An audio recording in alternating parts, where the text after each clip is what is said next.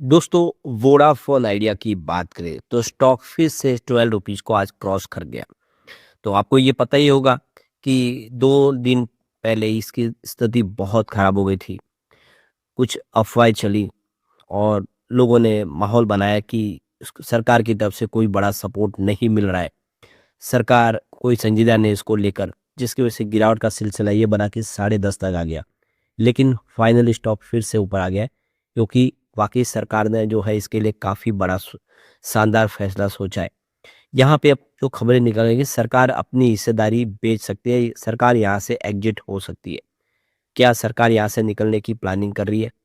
और यहाँ पे जीएसटी डिपार्टमेंट ने नया नोटिस भी दे दिया है। काफ़ी बड़ी पेनल्टी लगाएगी अहमदाबाद की तरफ से। तो पूरी अपडेट क्या उसको समझेंगे, और एक्सपर्ट इस समय क्यों इस स्टॉक को लेकर उतने आशावान नहीं है, जबकि सरकार ने बहुत बड़ी राहत दे दी है। समझने की कोशिश करेंगे इस वीडियो के माध्यम से। लेकिन फ्रेंड्स, उससे पहले अगर आप पहली बार हमारे चैनल पे आए तो चैनल को सब्सक्राइब कर दीजिए, एक बेल आइकॉन दबा दीजिए ताकि जब भी नया वीडियो बने पहला नोटिफिकेशन आपको मिले। वीडियो पसंद आए लाइक से जरूर कीजिए। चलो फ्रेंड्स, वीडियो स्टार्ट करते हैं। मैं हूँ आपका दोस्त एस बी दवे और हमारे अपने चैनल ऑनलाइन कमाई में आपका बहुत बहुत स्वागत है।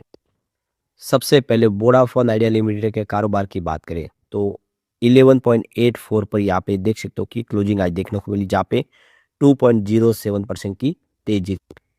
लेकिन जो सबसे अच्छी गुड न्यूज ये है कि इंट्राडे में आज 12.05 को इसने वापस क्रॉस कर दिया, यानी 12 रुपये को पार किया। फिर कुछ हल्की सी प्रॉफिट बुकिंग आई, इसकी वजह से स्टॉक थोड़ा क्लोजिंग नीचे दिया है, लेकिन स्टॉक 12 रुपये तक पहुंचा है। ये सबसे बड़ी बात है। तो आज जो बड़ी तेजी बनी है फिर से स्टॉक के अंदर, जिसमें एक नई जो रिपोर्ट निकल कर आई है, और इस रिपोर्ट में दावा किया गया है कि डॉट है जो दूरसंचार विभाग, वो फिर से उसकी कमेटी जो बनाई गई है, वो कमेटी इसके रीअसेसमेंट करेगी। यानी जो एजीआर बकाया है उसमें एक बड़ी कटौती हो सकती है। यानी एक तरह से देखो, मामला अभी भी आगे बढ़ रहा है। लग रहा था कि अब की बार जो मॉरेटोरियम दे दिया गया 5 साल का, बस वो इनफ है, उसके आगे सरकार कुछ नहीं करेगी। ऐसा कुछ नहीं है, रीअसेसमेंट हो रही है। इस रीअसेसमेंट में काफ़ी सारी जो एजीआर की रकम है वो कम हो सकती है। तो कंपनी की तरफ से लगातार ये कहा गया है कि जो कैलकुलेशन किया गया उसमें बहुत जगह पे डबल कैलकुलेशन हो गया है, रकम गलत तरीके से जोड़ी गई है। वो सारा का सारा रीअसेसमेंट होगा तो रकम काफ़ी कम हो सकती है, जिससे कंपनी को बड़ी राहत मिल जाएगी। और इसी खबर ने यहाँ पे स्टॉक को फिर 12 रुपये के पार पहुंचा दिया। तो इस तेजी के बाद कुछ निवेशकों ने इसका फायदा भी उठाया, जिसकी वजह से शेयर में थोड़ी सी नरमी आई, लेकिन फिर भी काफ़ी कमजोर स्थिति से बाहर निकल चुका है स्टॉक।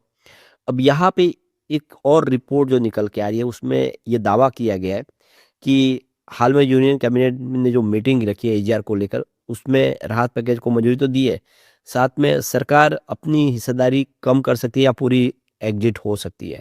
यानी वोडाफोन आइडिया से सरकार बाहर निकल सकती है, ऐसी खबरें भी निकल के आ रही है।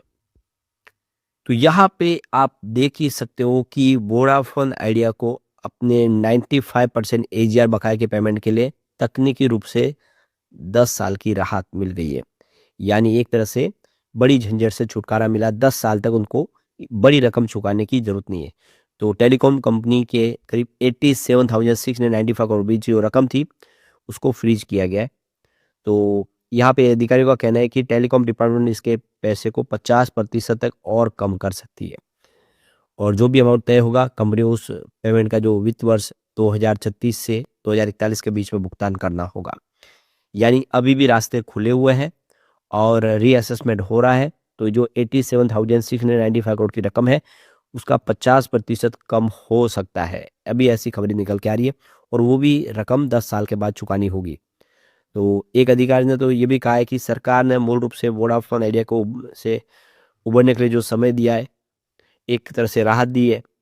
तो कुल मिला के देखो कि खबरें सब निकल के आ रही है, एक के बाद एक बहुत सारी खबरें जो कह रही है कि सरकार बहुत कुछ सोच रही है इस समय वोडाफोन आइडिया को लेकर। तो यहाँ पे जो खबरें निकल के आ रही है, दूसरी एक मीडिया रिपोर्ट का दावा भी है कि हाल में जो यूनियन कैबिनेट की जो मीटिंग हुई, जिसमें एजीआर जो एडजस्टेड ग्रॉस रेवेन्यू पर राहत पैकेज को जो मंजूरी दी गई है, उससे सरकार को कंपनी में अपनी हिस्सेदारी बेचने का रास्ता मिल सकता है। रिपोर्ट में दावा किया गया है कि प्राइवेट सेक्टर के किसी भी निवेश को सरकार अपनी हिस्सेदारी बेच सकती है। तो ये देख सकते हो कि सरकार इसके लिए तैयार है कि कोई निवेशक आए, कंपनी में हिस्सेदारी ले, और वो प्रमोटर के तौर पे आ सकता है। अभी देखिए तो कंपनी में 49% की हिस्सेदारी अकेले सरकार की है। अगर कोई 49% की हिस्सेदारी लेते तो वो पूरा कंपनी में कंट्रोल कर सकता है। और 2 जो बड़े प्राइवेट प्लेयर हैं वो पहले से ही यहाँ पे इंटरेस्ट जगा चुके हैं। उनका अगर सरकार की तरफ से कुछ राहत मिलती है तो हम यहाँ पे निवेश करने को तैयार हैं। तो यूएस की कंपनी भी देख सकते हो कि यहाँ पे प्रोमोटर के तौर पे आना चाहती है और उनके लिए रास्ता खुल सकता है। वैसे उन्होंने जो डिमांड रखी थी कि सरकार इसमें बनी रहे और 2 जो प्लेयर है बाजार में, जो प्रमोटर ऑलरेडी है जैसे कि आदित्य बिरला ग्रुप और वोडाफोन पीएलसी, वो अपनी हिस्सेदारी हमें बेच दे। लेकिन सरकार की मंशा है कि सरकार खुद अपनी हिस्सेदारी किसी प्राइवेट प्लेयर को दे दे और वो वहाँ से एग्जिट कर जाए। तो देख सकते हो कि कोई बड़ा प्लेयर वोडाफोन आइडिया में आ सकता है और वो यहाँ पे इसकी कंट्रोल पूरी अपने हाथ में ले सकता है। एक नया जीवन फिर से वोडाफोन आइडिया को मिल सकता है, सरकार की मंशा है, यही है इस समय। तो यहाँ पे देखो कि 2 बड़े प्लेयर जो प्राइवेट प्लेयर है वो इसमें इंटरेस्ट ले रहे हैं, लेकिन सरकार अपनी हिस्सेदारी तभी बेचेगी जब उनको प्रॉफिट मिलेगा। लेकिन अभी तक इस मामले में कोई भी फैसला नहीं लिया गया है। यानी गवर्नमेंट को इस सौदे से फ़ायदा होगा तो वो यहाँ पे डील कर सकते हैं। फिलहाल मनी कंट्रोल की तरफ से कहा कि इस रिपोर्ट की हम सत्यता की पुष्टि नहीं कर रहे। जो अपडेट है वो छन-छन के निकल के आ रही है अलग-अलग मीडिया के माध्यम से। तो सरकार ने पिछले मार्च 2025 में 36,950 करोड़ रुपए के जो बकाये को इक्विटी में बदला और इस तरह से जो हिस्सेदारी उनकी 49% हो चुकी है। इससे पहले 2023 में उन्होंने हिस्सेदारी ली थी। तो अब यही बातें निकल के आ रही है कि सरकार अपनी हिस्सेदारी बेच सकती है। अब आगे आने वाले समय में बताया क्या होगा, लेकिन जो भी होगा वोडाफोन आइडिया के लिए फ़ायदेमंद होगा। तो एक तरफ तो राहत बड़ी मिल गई है वोडाफोन आइडिया को, जहाँ पे उनको सरकार ने एक बड़ी मोहलत दे दी है 10 साल की। लेकिन दूसरी तरफ वोडाफोन आइडिया को 638 करोड़ रुपीस का जीएसटी का झटका लग गया है।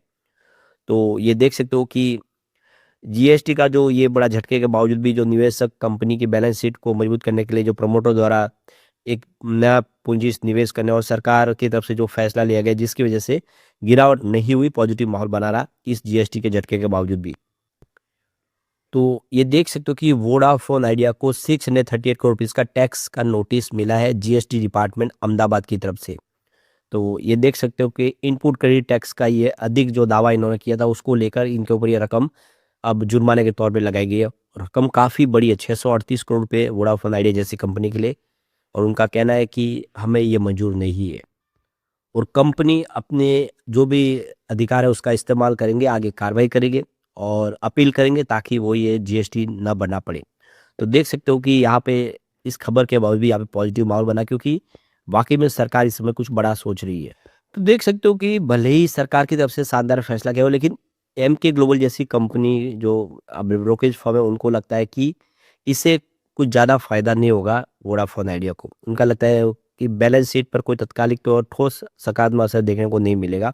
भारी भरकम कर्ज है और वो पैसे चुकाने ही है, जिसकी वजह से कोई पॉजिटिव इतना असर देखने को नहीं मिलेगा। लेकिन जो भी हो, सरकार जो सोच रही है वो सब कुछ पॉजिटिव अगर होता है तो वोडाफोन आइडिया को आने वाले समय में काफ़ी राहत मिल सकती है और कोई नया प्लेयर भी अगर आता है तो नई ऊर्जा आएगी, नया निवेश आएगा, फिर तेज़ी से वोडाफोन आइडिया आगे बढ़ पाएगा।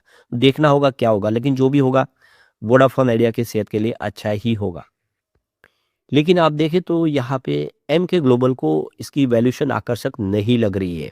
एमके का कहना है कि वोडाफोन आइडिया का स्टॉक अभी फाइनल 2027 के अनुमानित एबिटा के करीब 13.6 गुना पर ट्रेड कर रहा है, जो इतनी ज़्यादा लीवरेज वाली कंपनी के लिए महंगा माना जा सकता है। जो उनके लिए हिसाब से ये प्राइस इस समय महंगी है। तो 2028 के अनुमानित एबिटा पर ये 12 गुना मल्टीपल पर लगातार बना हुआ है और इसे भी लगता है कि यहाँ से बिकवाली की और संभावना बन जाती है, लेकिन ऐसा है नहीं। कंपनी को पॉजिटिव खबर मिलती है, यहाँ से बेहतर करेगा।